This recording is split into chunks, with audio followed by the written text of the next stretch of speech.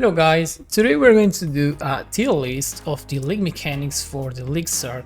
I have here list all of the mechanics that we can expect in the Atlas tree, and I'm also going to tell you where the profit comes from which one of these mechanics, and also those mechanics that are not particularly good early on in the league, but later on, for example after the first week, they become much better. There are two considerations before we start. First, that this is all based on the league start scenario, okay? This is like the first 4 or 5 days of the league and not after that. And then the other point is that this is for trade league only, okay? So if you're playing SSF, don't try to value these league mechanics based on this tier list, because you are going to need more crafting stuff instead of stuff that in trade league you can sell to our players. Okay, so let's get started.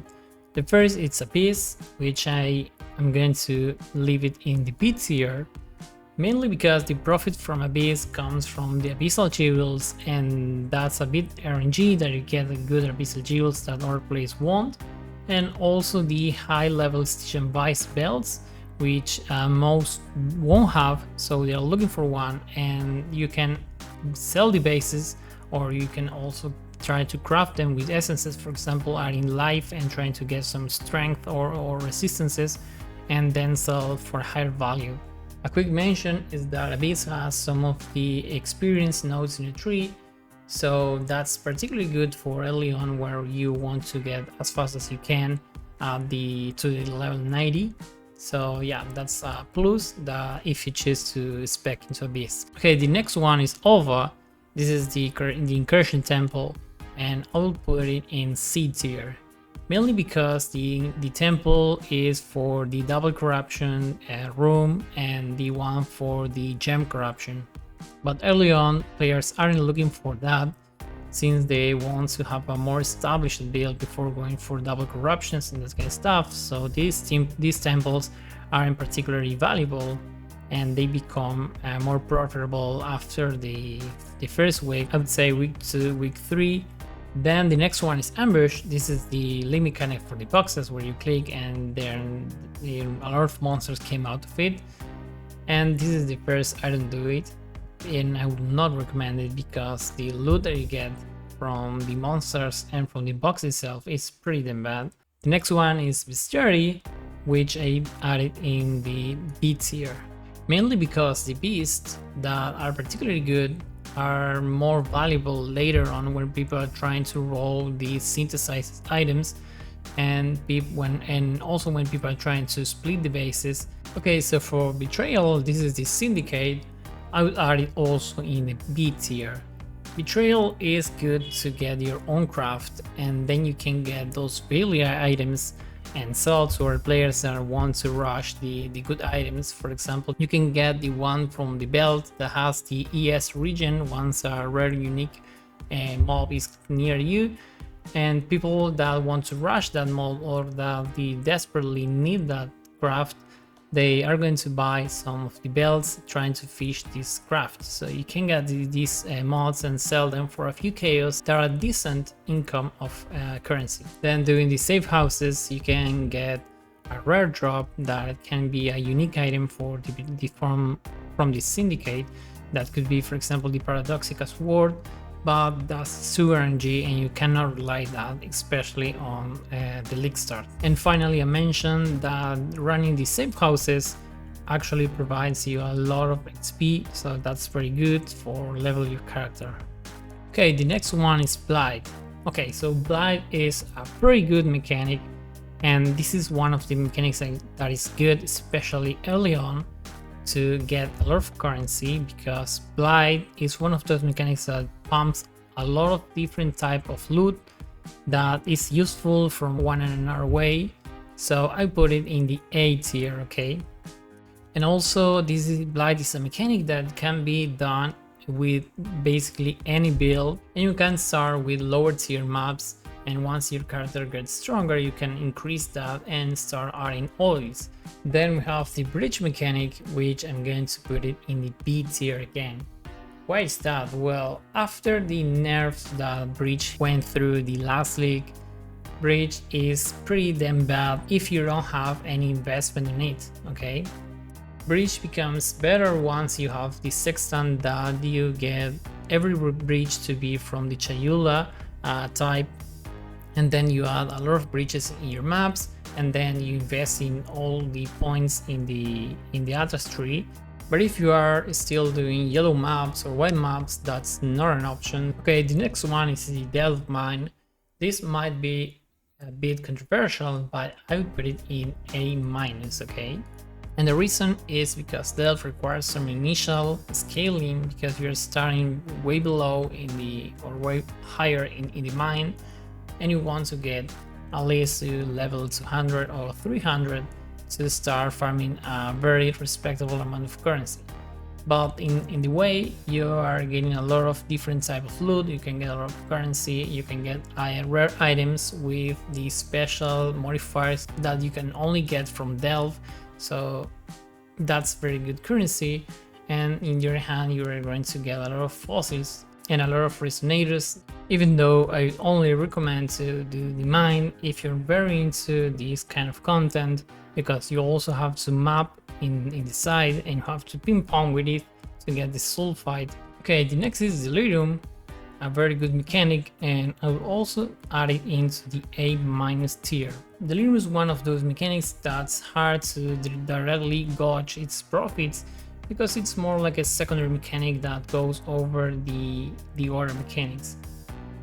Delirium provides some extra loot bonus on all of the natural mobs that spawns in a map, and also it gives you the rewards that you get by filling the bars, and also you can get the Delirium orbs that aren't especially valuable in the first day of the leagues, but if you try to bulk them, you can sell after the first week for a very respectable price. So summing up all that together, we have Delirium is overall pretty good mechanic to start speccing on early on. Then we have essences, and essences are another pretty good mechanic, so I'm adding it to the A tier, mainly because players in the start don't have very decent gear, I would say. Essences is perfect to start crafting your gear, and since we all know crafting has a lot of RNG and you require a lot of essences to get the gear that you desire, so essences is one of those main, let's say, so essences is one of the first and easiest way to craft your gear. And the micromanagement that you need to do for this mechanic is very low. You just need to find this mob, slay the mob, and just collect the essences. And that's basically it for the whole mechanic. Okay, the next one is Expedition. Oh boy, this is the first S tier, okay? Expedition is amazing for the League Star because it's very easy to make currency. You can even choose to not even interact with the mechanic, and you can just sell everything that the encounter drops. So for example, you get a logbook and you can sell that to other players. You get the coins, you don't have to use them in the NPC vendors, you can just sell to other players and get the currency more easy and faster. However, interacting with the mechanic will be more profitable in the long run. As you may know, there are 4 NPCs for Expedition, that's Rock, Dagen, Gwenan, and Danich. 3 of them are pretty good. The only one that's bad is Gwenan because it's 2 RNG and you get much from it. But Rock, for example, is especially good early on in the league because you can craft some premium gear. Then you have Tuchen that it directly transforms the touching coins into rock currency, and then you have Danich to give you more of the Expedition currency and also to give you the other coins from the other NPCs.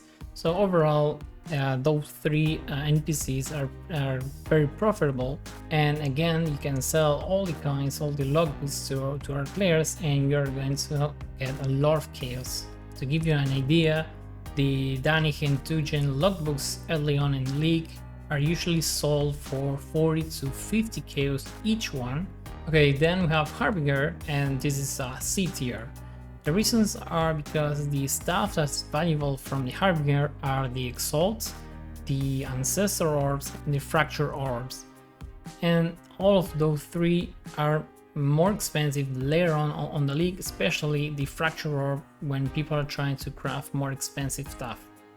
So early on they are more or less a waste of time that I would not recommend you to spec into this mechanic. Okay, the next one is Harvest. Harvest is an A tier, and mainly because the league cannot be more easier to do. You just get into the garden, you slay the mobs, you collect the juice and you sell the juice in bulk, and that's it. You get the raw currency directly from the juice and you don't have to do anything with it.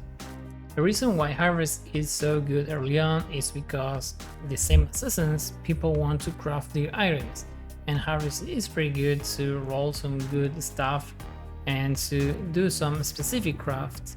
So that's why the juice early on is valuable. Also, Harvest keeps its value the whole league because early on, like we mentioned, people want to craft their stuff, and the more the time passes, people want to use the yellow juice for the gambas. So if you keep doing Harvest, the price won't fall down. Then we have Heist. Well, Heist is another one of the top tier mechanics because it provides you with a lot of special loot that you can only find in Heist, and also it provides you a lot of the general loot like other mechanics. For example, we can start talking about the rare jewelry. That is the main bottleneck for the character to receive very early on. Then you have, for example, the unique chests. That's a good source for unique items that are especially valuable again when the league starts, when people want to find these unique items and the market is not flooded with it. And the rest is some general loot like currency, class of jewels, essences, fossils, and all that kind of stuff that when you sum it together and you sell them in bulk to our players, you can amass a very respectable amount of currency. And it also has a phase after the league start, once you transition, for example, to the blueprints farming, when you have enough of the contract discounts and you can get the big ticket items that are going to be the alternative bases, also the replica items, and the GGG said they are supposed that they increase the overall final rewards in compensation that the alternative gems won't be in the game anymore. Then we have the Legion mechanic, and this is another one that's a top tier. This is an easy S tier. And what can we say about the Legion mechanic? It's one of those mechanics that everyone does it if you can clear most of the monolith. It is filled with rare mobs, and rare mobs in Path of Exile have some special loot drop modifiers, and that's why map after map they end up dropping good stuff. And also Legion has the chest for the rewards that you can get all different kind of rewards.